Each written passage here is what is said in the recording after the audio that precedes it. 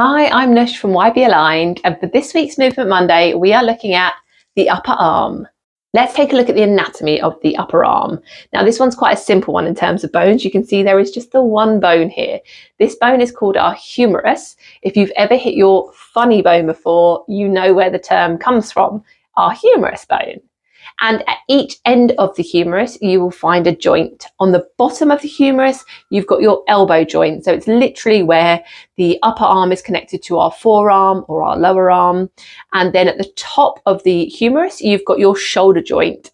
Not to be confused with the shoulder blade. The shoulder blade is a separate bone, but the shoulder joint connects the upper arm to the shoulder blade, and it's a ball and socket joint.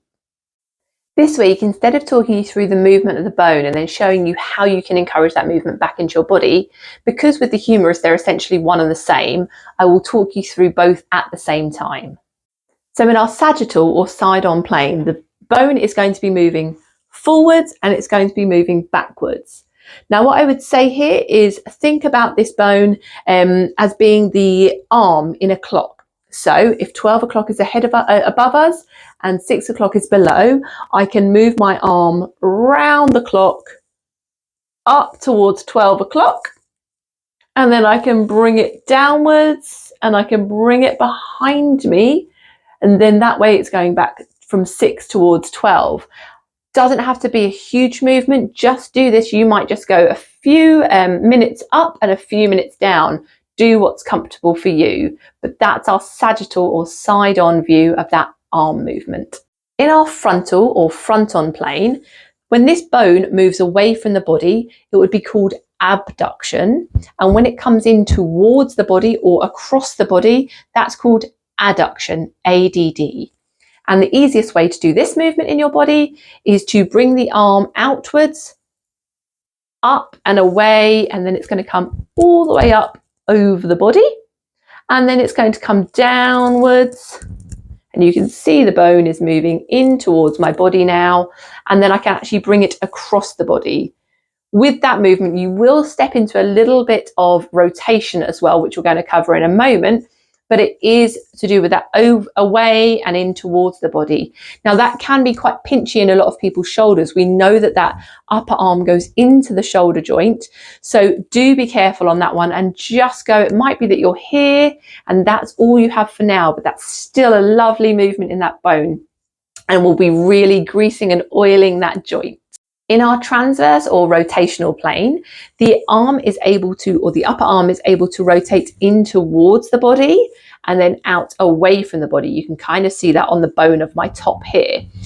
Now, it's quite hard to consciously just think about rotating this upper arm. You can manually do it like I'm doing it there, but the easiest way really to get the movement in the upper arm is to think about using our forearm. We know that the forearm connects to the upper arm through the elbow, so we're going to use the lower arm to do this. Now, to have this movement, you just want your fingers together and hand nice and straight, pointing down towards the floor. You can see that here.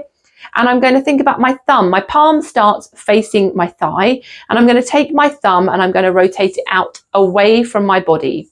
And as I do that, the palm comes to the front, and you can see these bones are already starting to rotate outwards.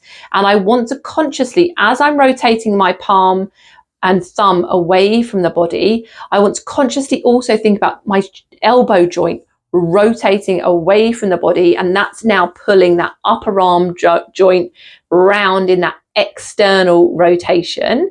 And ideally, my hands drifted up a little bit here. Ideally, you would keep your fingers pointing down towards the floor when you do this. You're now going to bring the thumb back round towards yourself. So your palm is coming back in towards the thigh. And as you do that, the arm bone is rotating in, and then you can carry on with your thumb. So it's kind of grazing the thigh, and then it's going to keep on going back behind you, so that the palm is now facing, it's gone from facing behind you to all the way away from you. Your range of movement might not be as great at that to start with, but even just a little bit of rotation. Now, what's important to bear in mind here is it is possible, as you'll see with my arm bent, to move just my lower arm in that rotation. So don't be fooled into thinking just because you're rotating your lower arm that your upper arm is going with it. That's where you have to consciously really think about when you're doing that rotation, having this elbow joint rotate. And a nice way to check if your humerus or your upper arm is rotating, pop your hand, your other hand, on that shoulder joint, that ball and socket. And as you rotate, you should feel movement in that ball and socket joint. If you're not feeling the movement there, I really want you to zone in to the elbow and think about that really rotating outwards and really rotating inwards, and you should get that connection in the upper arm. Now that we know more about the anatomy and the movements of that humerus bone, we can just reflect on what the connections are. We know it connects to our forearm, and we also know it connects into the shoulder, which is that scapula, and therefore it will be connecting to our rib cage, our spine, and the rest of our body. So we know everything is connected. If this upper arm or this humerus isn't moving well, then it's quite possible something else is having to do too much work, or that another body part also won't move well.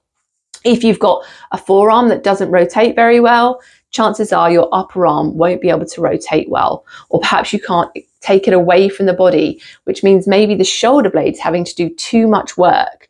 Everything is connected. When one part isn't able to move well, another part will usually step up and do the movement for it. So it's just worth bearing that in mind. And I have done videos on the elbows and the shoulders already, and we're going to be doing one on the wrist. So do look out for those on here as well if you want a bit more detail on those areas. And that was this week's Movement Monday. Thank you for coming along. Don't forget to subscribe so you don't miss out on these videos. Hit like if you've enjoyed it, and join me next week for another Movement Monday.